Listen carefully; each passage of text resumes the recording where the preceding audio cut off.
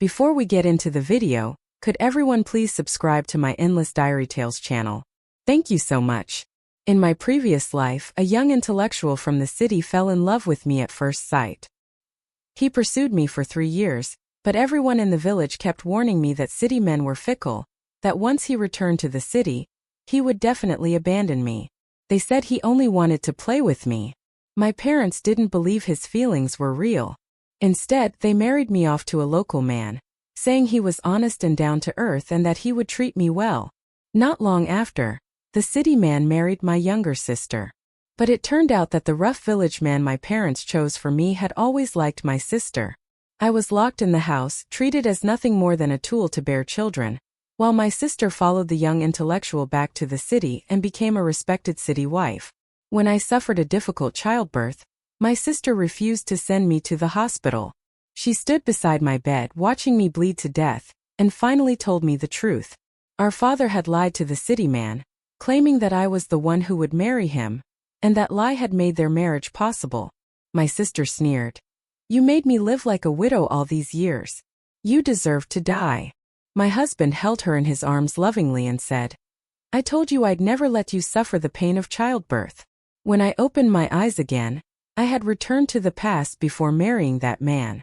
I looked at my parents who believed they were doing what was best for me, and at my caring younger sister.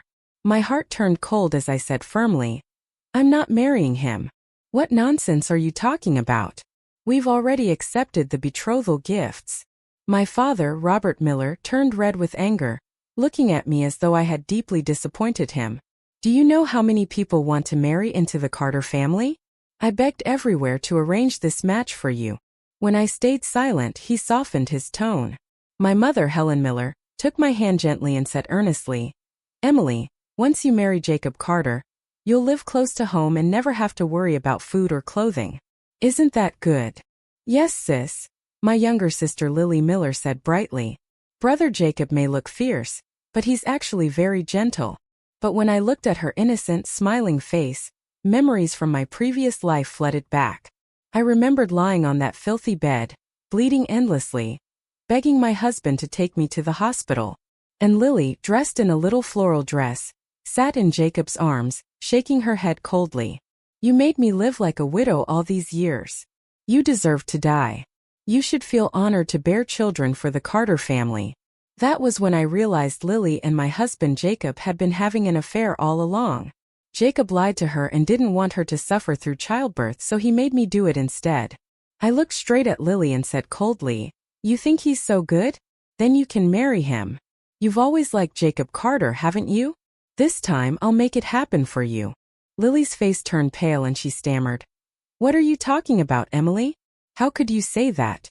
What's wrong with Jacob? He's tall, strong, and a great hunter. You'll live comfortably with him." My father slammed his hand on the table. "Enough. You'll marry Ethan Cooper." At the mention of Ethan Cooper, both my parents looked shocked. Because Ethan was nothing like the conservative villagers of Riverside Village. 3 years ago, Ethan had come from the city as a young intellectual. He was tall, handsome, and elegant, more attractive than any movie star. All the girls in the village found excuses to walk past the fields just to see him. But Ethan ignored everyone. When the girls lingered too long, he would tell them to leave without hesitation. Later, while cutting grass, he was bitten by a snake. I happened to pass by and saved him. After that, Ethan began openly pursuing me. He often brought me food and small gifts, helped me carry firewood, washed my clothes, and followed me wherever I went. In our backward mountain village, where marriages were arranged by parents and matchmakers, his behavior was shockingly bold. As his affection for me became more obvious, the villagers started gossiping. They warned me again and again, "Don't be fooled by that city man. He's handsome and smooth-talking, but he's just playing around. Remember the girl from the next village? A city man got her pregnant and refused to marry her. She ended up hanging herself." The elders in the village always said he didn't seem like an honest man. They claimed that once a city man saw a pretty girl, he tried to take advantage of her. The older women constantly warned me to stay away from him, and even my parents didn't like the idea of their daughter getting too close to him. One day I suddenly developed a fever. My mother reached out to touch my forehead, panic flashing across her face, while my father paced around the house angrily, hands clasped behind his back. The Carter family was one of the wealthiest in the village. They lived in a 3-story brick house, and Jacob Carter was strong enough to do the work of 3 men.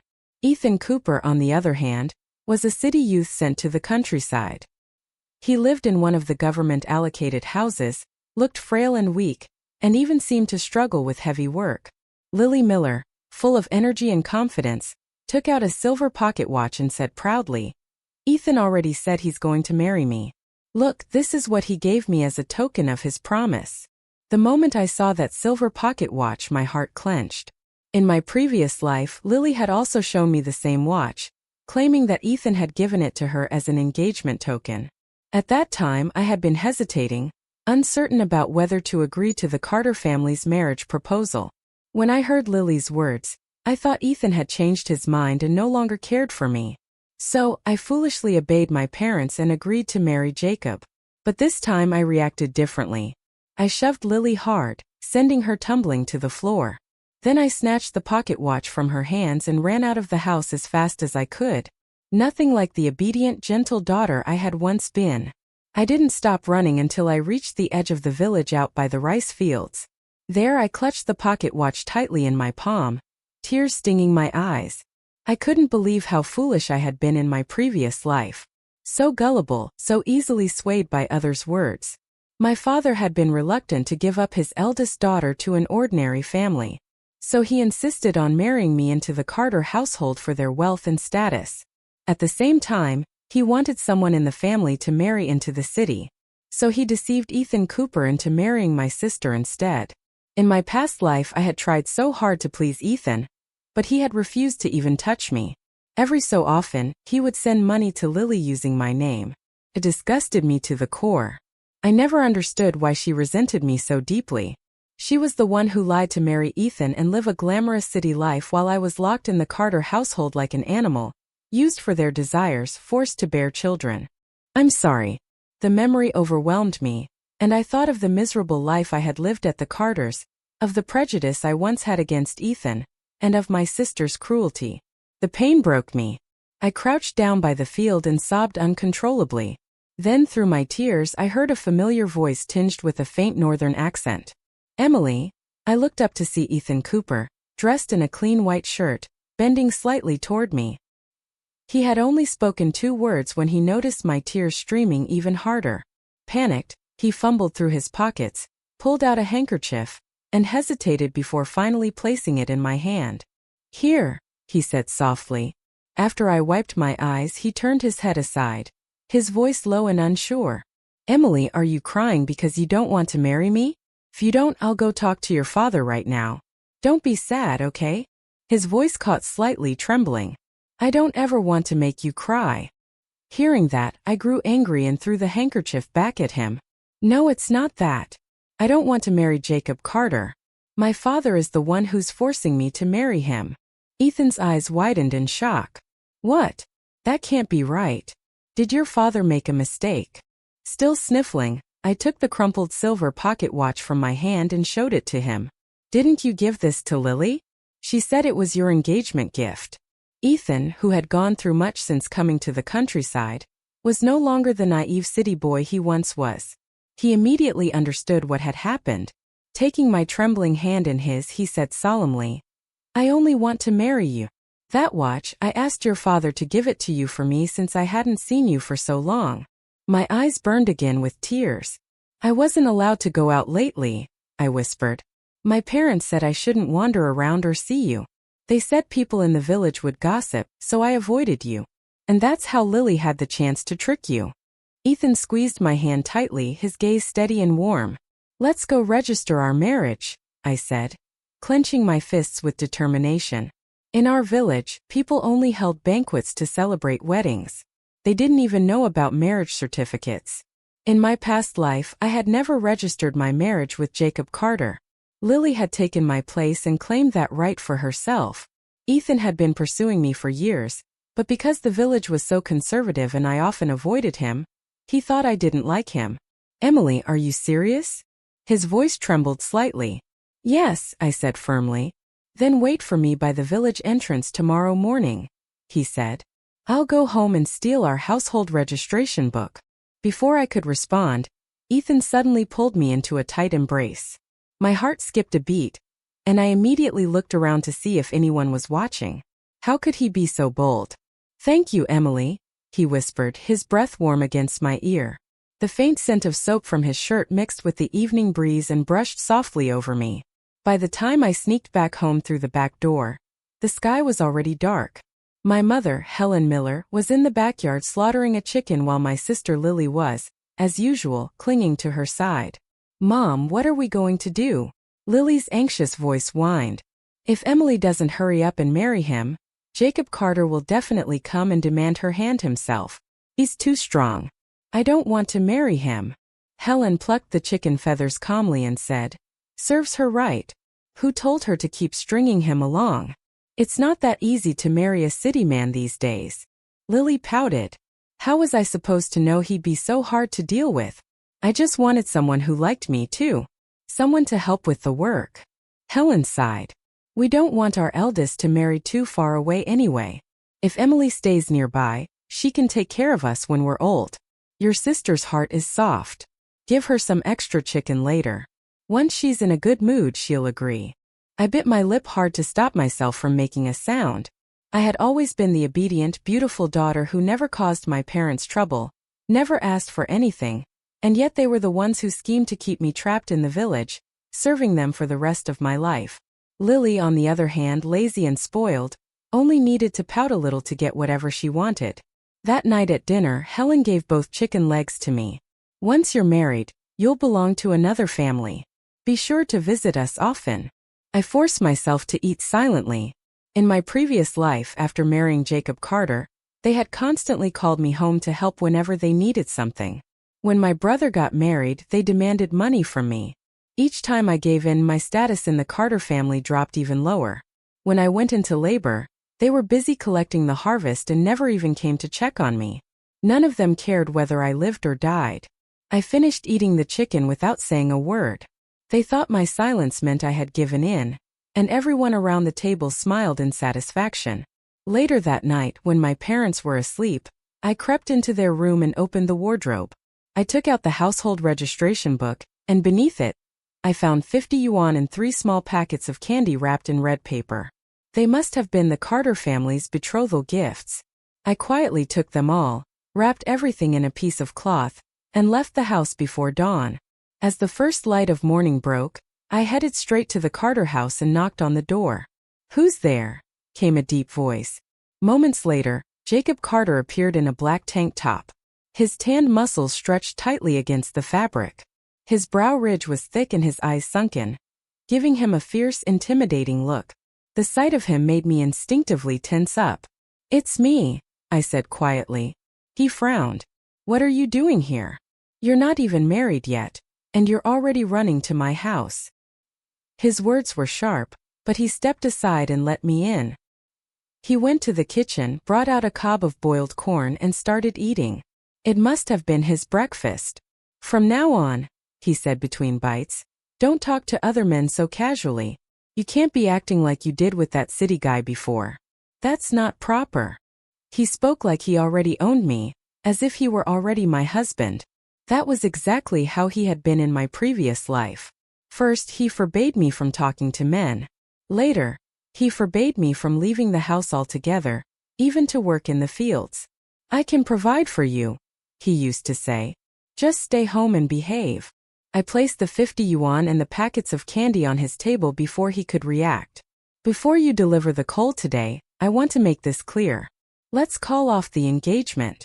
Jacob froze. The corn snapped in his grip, his jaw tightened, his eyes dark with fury.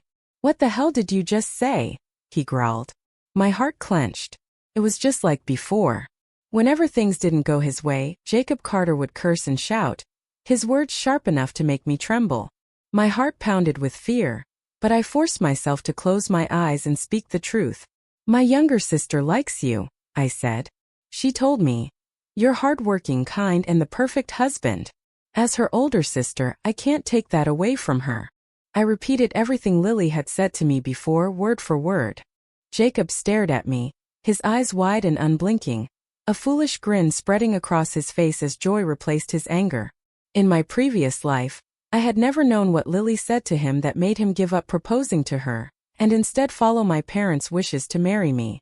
But now, since he knew Lily liked him so much, surely he would go to my parents to ask for her hand instead. "You better not regret this," he said through gritted teeth after a long pause. Then, with a flick of his hand, he shoved me toward the door and slammed it shut behind me. As soon as I stepped out of the Carter yard, I saw Ethan Cooper standing beneath a tree, expressionless. I walked over quickly and took his hand with a smile. "I just came to return the engagement gift," I said lightly. "Don't be upset, okay?" Ethan's ears flushed red. "I'm not upset," he muttered softly. But his face was crimson from ear to neck. So much for being a calm city boy. He got on his bicycle and I climbed on behind him. We rode down the narrow dirt road toward the town's marriage registration office. Just before we reached the door, Ethan suddenly stopped the bike and turned to me. "Emily, if you've changed your mind, we can go back right now," he said, his tone gentle, but his grip on my hand firm. I shook my head. If someone truly cares for me, I'll judge that by what he does, not by what others say. People in the village always said Ethan was flirtatious, that he was too bold, not reserved like a proper man should be. But I had never seen him act improperly with any other woman. He had pursued me for 3 years and had never even dared to hold my hand. In my previous life after I married Jacob, Ethan had never come to bother me again. It wasn't until before my death that I learned the truth. Every month, the money I received in Lily's name had actually come from Ethan. He had wanted to make sure I wouldn't live in hardship. After we got our marriage certificate, Ethan carefully took both copies and tucked them close to his chest. "I'll keep them safe," he said quietly. Then he brought me to the town market, insisting on buying me a new dress, a tin of snow cream, some sesame candy, and to my surprise, even a radio. Seeing my puzzled expression, he chuckled and said, "We're not running away together, Emily. I'll take all these gifts to your family when I come to propose properly." We returned home with our arms full of packages. And as we approached my house, we saw a large crowd gathered in front of the gate. A massive wild boar, easily 100 pounds, was tied there, and people were laughing and chatting excitedly. "Looks like we'll finally get to drink at Jacob Carter's wedding feast," someone shouted. "I told you the Carters are marrying one of the Miller girls. Didn't I say so?" Another villager laughed. They thought Jacob had come to propose to me, but when they turned around and saw me walking hand in hand with Ethan, the laughter stopped. Mouths fell open in shock. "What's this? Why is she with Ethan Cooper? Shameful. Broad daylight and no shame at all." Lily was in the crowd too. Her face turned pale as she rushed over, grabbing my arm. "Emily, come back inside. Brother Jacob is here to propose." The villagers gasped, whispering even louder now. "Unbelievable. She's already running around with another man. Doesn't she know how to behave?" I wanted to ignore them, but Ethan suddenly stopped walking. His sharp gaze swept over the crowd, his voice calm yet firm. "If anyone dares to speak another word about Emily," he said coldly, "don't blame me for what happens next." He didn't care what they said about him, but he would never let them insult me. The murmurs died instantly.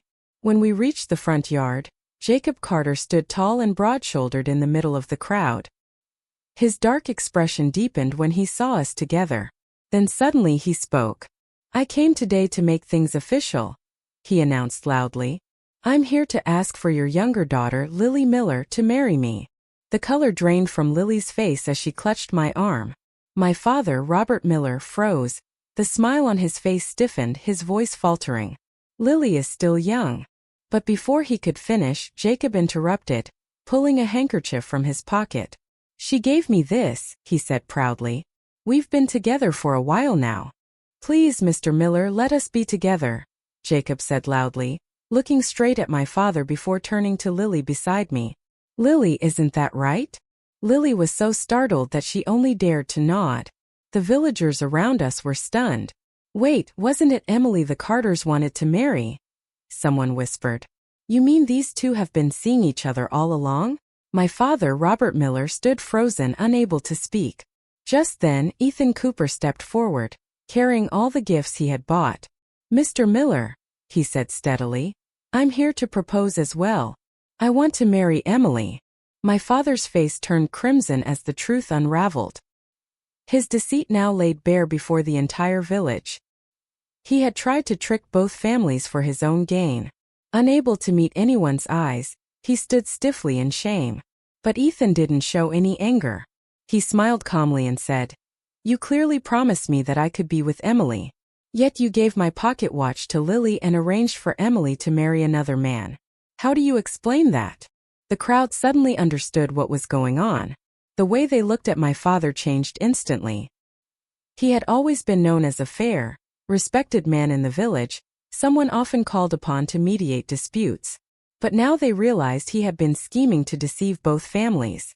My mother, Helen Miller, seeing how tense and embarrassing the situation had become, hurried to smooth things over. "Oh dear, what a big misunderstanding," she said with an awkward laugh. "Let's just settle it like this. Jacob will marry Lily and Ethan will marry Emily." At that point, my father had no choice but to nod in agreement. When everyone finally left, Lily threw herself into our mother's arms, crying so loudly it echoed through the courtyard. While they were busy comforting her, I quietly slipped the household registration book back where I had found it. That night, as I prepared for bed, Lily stormed into my room, her usual sweet, innocent face replaced by fury. "You must be feeling proud," she snapped. "You get to marry a city man now, huh? You only took that pocket watch because you wanted to marry Ethan." I looked at her calmly. "Didn't you say in your last life you were miserable being married to him? What's so great about that?" She shouted hysterically. "He only likes you because he hasn't met me yet. If I had married him, he would have loved me instead. So that was it. In my previous life, she had been the one desperate to marry Ethan. But after she did, he never loved her, not even once. They had no real marriage at all. That must have been why she turned around and seduced Jacob Carter, and why she had hated me so deeply." I smiled faintly. "Then go ahead and make Jacob love you. Just be sure you can handle the consequences." We eventually held both weddings, one after another. Jacob's hunting skills meant he could afford a big celebration with 10 full tables of food and several meat dishes at each. Though some villagers gossiped about the situation, none of them could resist showing up for such a grand feast.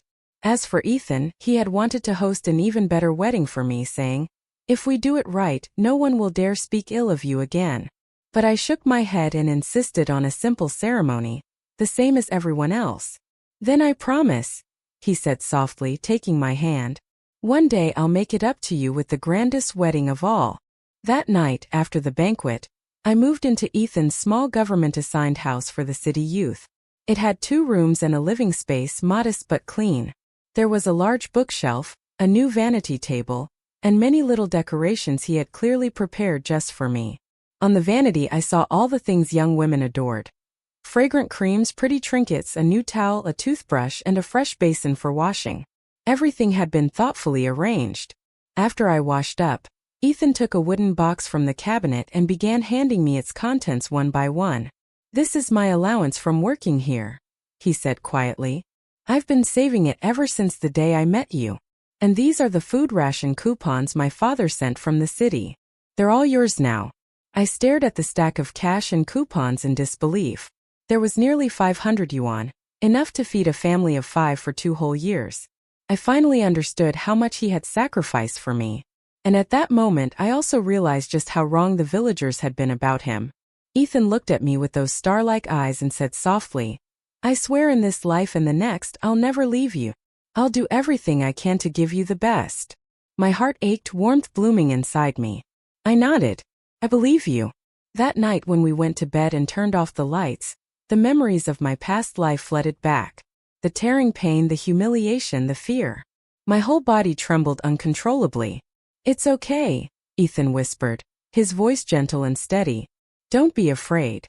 You're so beautiful, Emily." He didn't rush or force me. His touch was patient, his movements tender. He kissed me softly, easing away the fear bit by bit. When I woke up the next morning, my body felt clean and light with no discomfort at all. So this was what it could be like to feel loved, not used. My cheeks burned as I remembered the night before. "Morning, my wife," Ethan said cheerfully from the kitchen. "Come eat breakfast." He had bought large pork buns from the commune and cooked a pot of vegetable porridge himself. The aroma filled the little house. I ate with genuine contentment, my heart warm and full. After Ethan went to work, Lily barged into the house without knocking. Her cheeks were flushed and she was walking with a limp. What a shabby little place," she scoffed, glancing around with obvious disdain. Her eyes fell on the pinewood vanity table in the corner, polished, elegant, and beautifully carved. A flash of jealousy crossed her face before she quickly covered it with smugness. "Our house is so much bigger than this. Even my bedroom's larger than your whole place." I smiled faintly. "The Carter house might be big, but it's not exactly comfortable, is it? All those piles of firewood and animal carcasses in the rooms. Doesn't it bother you?" Her expression stiffened. "Big doesn't mean better," I continued quietly. "Being trapped inside those 3 floors isn't much freedom." I remembered how Jacob often came home drenched in sweat and refused to bathe. If Lily dared to complain, he'd drag her straight to bed. He never cared about her feelings, just as he hadn't cared about mine in the past. Lily raised her voice, flustered. "So what? At least I have meat to eat every day now, and I don't have to work in the fields. When Ethan goes back to the city, he'll abandon you. You'll regret this." "Congratulations," I said lightly, cracking open a sunflower seed and nodding toward the bruises on her arms and neck. "So what happened there?" Lily's face turned as red as a cooked crab. "You don't understand. That's just a sign of love. Looks more like a beating to me," I said quietly. Jacob Carter had always been rough and violent. He never cared whether his wife was in pain or not. Seeing that I wasn't jealous like the other women, Lily's face twisted with anger, and she stormed out, slamming the door behind her. All my life, people had said that being married was nothing like being a girl, that a woman had to be ready to suffer. In my previous life, even though Jacob didn't let me go out to work, I still had to wash, cook, and clean every day. That miserable life was what others envied. But after marrying Ethan, I finally understood men could take care of a home, too. After resting for more than half a month, I felt my body soft and relaxed again, but I couldn't sit still any longer. Glancing at Ethan, who was reading by the window, I asked cautiously, "Ethan, do you think I could help out in the fields to earn work points?" He put down his pen, rubbing his forehead thoughtfully, his brows knitting together. My heart tightened with worry. Did he also think women shouldn't go out? Then he looked at me and smiled. "Emily, would you like to study?" "Study?" I blinked. "There's a school in the village, but most people drop out after elementary to help at home. Hardly anyone takes it seriously," he nodded. "That's true. But now that the policy's changed, everyone's encouraged to go back to school. When I was in the city, I loved studying. If you want to learn, I'll send you to the village school. If you don't know where to start, I'll teach you myself. Or if you'd rather, we can learn a skill together, something useful. You're not built for heavy work anyway. When you cut grass, your hands bleed. When you carry vegetables, your shoulders swell. I can't bear to see you hurt." I hesitated. Wouldn't it be embarrassing? I'm too old to sit in class with children. Ethan chuckled softly. "Why would it be embarrassing? Studying makes a person wiser. And you're smart, Emily. You do wonderfully." From that day on, something inside me shifted. I started going to school every day with the backpack Ethan had carefully prepared for me. The teacher there, Miss Hahn, was also a city youth sent to the countryside. She was kind and patient, especially since I was one of the few women who truly wanted to study. "Emily," she asked one afternoon, "I haven't seen your sister Lily around lately. Is she expecting?" I shook my head, unsure. After all, Lily loved being the center of attention, always throwing herself into any group conversation, especially after her marriage. But now she had completely disappeared. I didn't need to ask to know. Jacob Carter must have locked her inside the house. It wasn't until 3 days later that I saw her again. She looked different, quiet, cautious, and nervous. She no longer spoke to any man and started visiting our parents' home frequently. Sometimes, when no one was home, she'd sneak into my place and say she missed me. But I barely had time to entertain her anymore. Between classes and study sessions, my days were full. Every night before bed, Ethan would quiz me gently about what I'd learned that day. It was a happy kind of exhaustion, one I never imagined I'd experience. One afternoon during math class, the classroom suddenly erupted into excited chatter. "Come on, let's go," one of the kids shouted. "There's a car in the village. A real one with 4 wheels like in the movies." Another asked, "Yeah, hurry up or you'll miss it." Even the teacher didn't stop them. She just smiled and let the children run outside. I followed them out, and there, standing under the sunlight, was Ethan, smiling warmly at me. "Emily," he said softly, holding out his hand, "let's go home. Are you ready to leave with me?" His fingers intertwined with mine, strong and certain. I nodded. Of course I am. At last I was leaving Riverside Village, the place that had trapped me my entire previous life. Ethan only carried our documents, my books, and the money and coupons we had saved as we walked toward the car waiting by the road. "We haven't even packed the bedding or clothes," I said worriedly. "There's no need," he replied. "We'll buy new ones when we get back. There are so many beautiful styles in the city. You'll look amazing in all of them." Word had already spread throughout the village that Ethan was the son of a high-ranking official, and that a car had been sent to take us away. By the time we reached the village entrance, nearly everyone had come to see us off. The same people who once looked down on Ethan were now smiling and congratulating us. But then my mother, Helen Miller, came running toward me, her eyes red, her hands clutching my arms tightly. "Emily, you can't go. If you leave, what will happen to me and your father?" Ethan frowned and stepped forward. "Mother-in-law, what do you mean by that? Are you asking us to live apart?" Helen wiped at her tears, sobbing pitifully. "We just can't bear to let her go. If our son-in-law wants to leave, fine, but Emily should stay home with us like before. He can visit when he wants and send some money every month. His father's an official. They don't lack money, right?" I let out a cold laugh and yanked my arm free. Then I looked straight at my father, Robert Miller, who was standing behind her. "So you want me to stay here, wake up before dawn to cook for you, feed your chickens and ducks, work through the summer heat, taking care of everyone, and still call that earning my keep? And on top of that, you want money too? How shameless can you be?" Robert's expression darkened. "Ungrateful girl," he roared. "How dare you speak to your father like that?" He raised his hand to strike me, but Ethan caught his wrist midair and shoved it aside. "My wife is coming with me," he said coldly. "You still have another daughter at home. Don't hold Emily back just because she's hardworking and filial. She deserves her own life." Ethan wrapped an arm protectively around me and added, his tone firm, "There are too many parents who try to chain their children down for the sake of their own comfort, clipping their wings and destroying their futures." Hearing his words, my eyes stung with tears. This time, the man beside me wasn't someone who locked me away. He was someone who stood beside me, supporting me to live freely. My parents fell silent, unable to argue back. None of the villagers dared to step forward either, not against Ethan's sharp, unyielding presence. Just as I got into the car, a figure suddenly darted out in front of it, forcing the driver to slam the brakes. "Ethan, you can't take her away." It was Lily. The driver sighed helplessly and stopped the engine. I narrowed my eyes. "Lily Miller," I said evenly. "What are you trying to pull this time?" Lily's hair was a tangled mess, one of her slippers missing as she stumbled breathlessly toward us. "I'm the one who's legally his wife," she shouted, pointing at Ethan. "You have to take me with you." Her words rippled through the crowd like a shockwave. "What? Isn't she his sister-in-law?" Someone gasped. "Then why is she claiming to be Ethan's wife?" Another whispered. "What law? What does the law have to do with wives? She just wants to go to the city and live a good life, stealing her own sister's husband. Shameless." One of the village bachelors laughed crudely. "Huh, let him take both of them. Left arm, right arm, double the fun."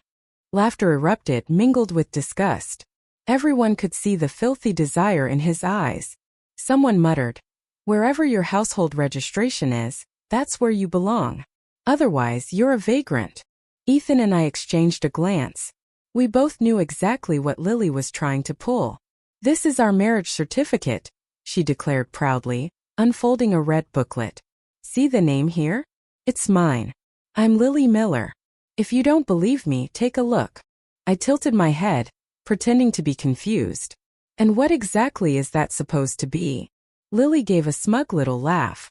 You country bumpkin, you don't even know. The captain's wife told me. If you have this paper, no one can abandon you. Otherwise, it's against the law. I nearly laughed. So, she'd been gossiping with the captain's wife and learned just enough to use the law as a leash. She had wanted to trap her husband, but now she was using it to steal mine. Emily, she sneered. Your husband is Jacob Carter. Go back home and have his babies like you're supposed to. She pulled out another certificate and threw it at my feet. This is proof you were meant to marry Jacob in the first place.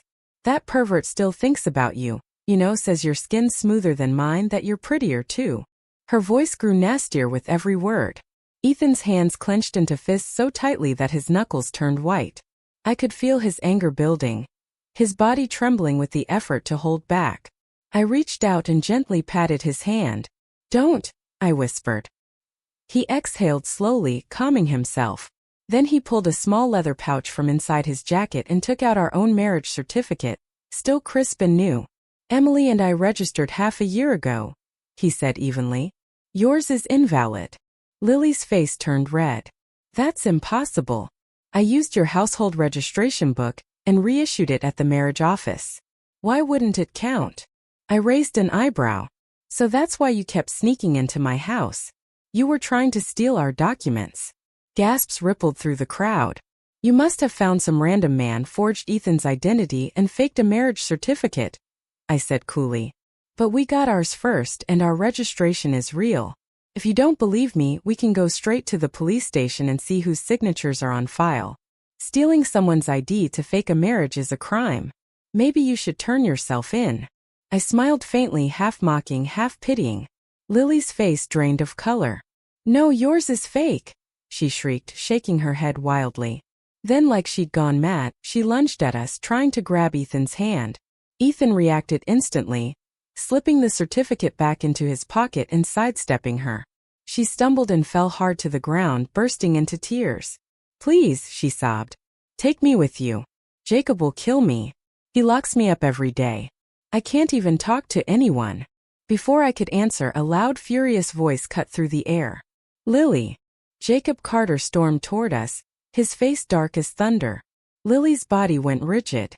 She lowered her head to the dirt, trembling. I don't want him, she cried. Jacob glared down at her, his voice dripping with rage. I haven't treated you badly, have I? You eat well, live well, and this is how you repay me, by sneaking out. You want to run off and cheat on me. His eyes darted to the crumpled papers scattered by Lily's feet. The moment he saw the marriage certificates, his face twisted in fury. So this is why you wanted the registration book, he growled. You wanted to use it for this, huh? Dreaming of going to the city, huh? He spat on the ground. You were the one who came crawling to me first. You flirted with me, begged me to be with you, and when I wanted to make it official, you refused because you had your eyes on Ethan, and now you're still thinking about him. Jacob snarled. Tonight, I'll teach you what it means to be a proper wife. Then, without another word, he grabbed Lily by the arm, slung her over his shoulder like a sack of grain, and stormed off toward home. A few people looked alarmed and started to step forward to stop him, but others quickly pulled them back. Don't get involved, one said. That's between husband and wife. They'll fight now and make up later. And just like that, everyone turned a blind eye to what was clearly violence. When the chaos finally ended, Ethan and I were able to get into the car. My parents didn't come to see us off.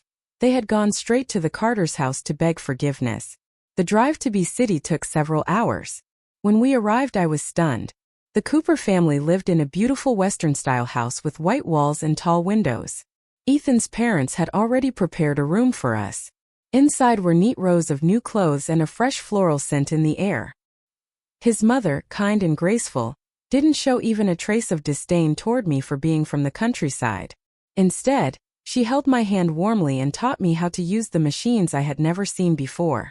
You don't need to fetch water from a well anymore, she said, turning a shiny metal handle.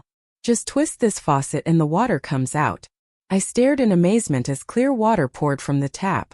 The electric lights were bright and soft, glowing like daylight. That night, lying on the softest bed I'd ever felt, I thought I'd be too excited to sleep. But I drifted off instantly, resting more peacefully than ever before. Later, we held another wedding in the city. Ethan's family insisted on giving me the celebration I deserved. I wore a white dress that shimmered under the setting sun. I was afraid people would think it was too revealing, but everyone only praised me. "The bride is stunning," someone said. "Ethan's a lucky man. He must have saved 8 lifetimes of good fortune to marry her. She's not even 20 yet," another woman smiled. "Ethan, you'd better cherish her." Once I'd adapted to city life, I officially enrolled in high school. The classes were full of students of all ages, even people in their 30s. There were plenty of girls and boys, and girls studied together, played together, and learned freely. I made friends for the first time in years. After school, Ethan still helped me with my homework. He was patient, explaining every problem in detail. "Study hard," he'd say. "Next year you'll take the college entrance exam. Once you get into university, you'll see it's even better than high school." At night, after finishing his own work, he would stay up late, helping me organize my notes and plan out my study schedule. Watching him so focused and gentle, I finally asked one evening, "Ethan, aren't you afraid that once I go to college, I might fall for someone else?" By then, I'd learned enough about city life to know how common it was for students to date in school, even married ones. He smiled and tapped my nose. "Of course not. You're too wonderful. No one could ever compare to you." I pouted. "I don't even talk to any of the boys in class." Ethan chuckled softly. "Emily, you can talk to them. I love you and I know you love me. You won't leave me just because of someone else. You don't have to hide from the world for my sake." His words made my throat tighten. For the first time, I truly understood. Real love doesn't imprison someone. It gives them space to grow, to become stronger. By the summer of our 3rd year in the city, I passed the entrance exam and was accepted into the local university to major in literature. Not long after the semester began, I received a letter from my parents. They said Lily had given birth to a child 2 years earlier but was still being beaten regularly by Jacob Carter, so much that her body was covered in bruises. They claimed they were getting older and had no one to care for them. And now they wanted to move to the city to live with me. It seemed word had reached the village that I'd gotten into university. And with new government policies making relocation easier, they had started dreaming again. I didn't reply. Instead, I quietly sent some money to Lily, telling her she could decide for herself whether to leave. But that letter planted a thought in my mind. Why haven't I gotten pregnant in 4 years? That night I sat on the bed, looking seriously at Ethan. "Ethan, do you think there's something wrong with me?" He turned to me, his eyes gentle, brushing his fingers against my earlobe. "Of course not," he said softly. Ethan was always tender, never rough, never causing pain. Sometimes his gentleness itself was overwhelming, too much to bear, yet impossible to refuse. Seeing the look on my face, he smiled faintly and stroked my back, whispering, "You're fine, Emily. Don't overthink it." Ethan gently explained, "You're still young, Emily. You haven't finished school yet. There's no rush for children." Then he lowered his head slightly, his voice softening. "Unless you really want a baby now." I didn't answer. Before I could, sleep overtook me. That night I had a dream. In the dream, everything from my previous life came rushing back. After Lily and Ethan returned to the city, they lived in the Cooper family home. But they were never truly together. They slept in separate rooms. Lily often went to his workplace, pestering him for things, money, favors, attention. Ethan, patient as ever, suggested sending her to school, telling her she could learn and improve herself. But Lily accused him of looking down on her for being uneducated and threw a tantrum. Their relationship grew colder by the day. One year during the Lunar New Year, Lily returned to our village and rekindled her affair with Jacob Carter. By that time I was already pregnant in that life. In the dream I saw them tangled together in the cornfield, completely shameless, as if the world around them didn't exist. I knew nothing then. I had even been grateful to Lily, who frequently sent money and gifts from the city, never realizing that all of it had come from Ethan. After I died in childbirth, Ethan rushed back to Riverside Village. Defying social norms, he forced his way into the Carter home and took my body to the hospital for examination. The doctors discovered I hadn't died from natural complications, but from a deliberate incision, Someone had cut me open and left me to bleed to death. Lily and Jacob were both arrested and sentenced for murder. Later, Ethan built a tombstone for me in B City. The inscription read, "To my beloved Emily." He had wept there for hours, his tears soaking the ground. "I should never have believed Lily when she said you hated me," he cried. "When I found out she'd tricked me, I wanted to take it back to go to you. But she showed me the pocket watch and said it was from you, that you wanted me to leave you alone. I thought marrying her would give you peace. I should have taken you away.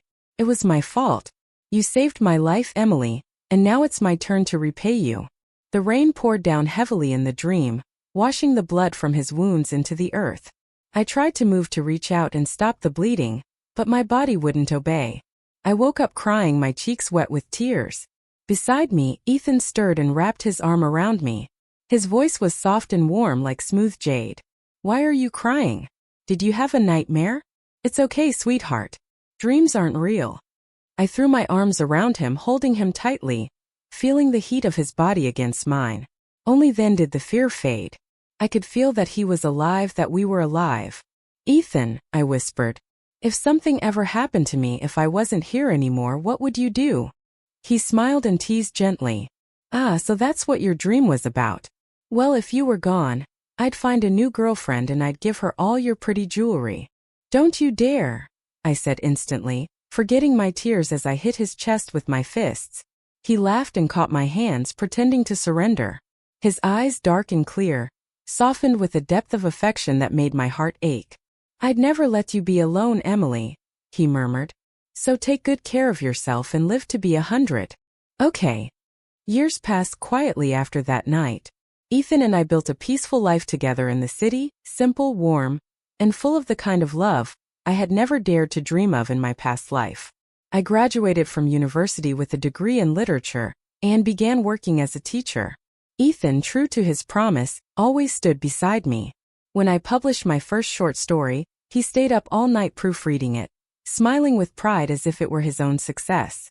Sometimes when the summer breeze blew through our balcony, carrying the scent of blooming jasmine, I would think of Riverside Village, of the narrow dirt roads, the sound of chickens in the morning, and the girl I used to be, the one who didn't know how to fight for herself, who mistook silence for obedience and endurance for love. Now I finally understood. Love isn't about sacrifice or control. It's about trust, about standing beside each other, not in front or behind. Lily never came to find us again. I heard from someone back home that she had divorced Jacob and was living quietly with her son. My parents, too, grew old and fragile, and I sent money home each year, though I no longer felt the need for their approval. Some things, once broken, can only be carried, not repaired. One evening, as I sat on the balcony grading papers, Ethan came out holding a cup of tea and wrapped a shawl around my shoulders. "Emily," he said softly, "you remember the promise I made to give you the grandest wedding someday?" I smiled up at him. "You already did." He looked at me, eyes gleaming in the twilight. "No, that wasn't a wedding. That was the beginning. This," he said, taking my hand, "is our forever." The sun dipped below the horizon, painting the city in golden rose.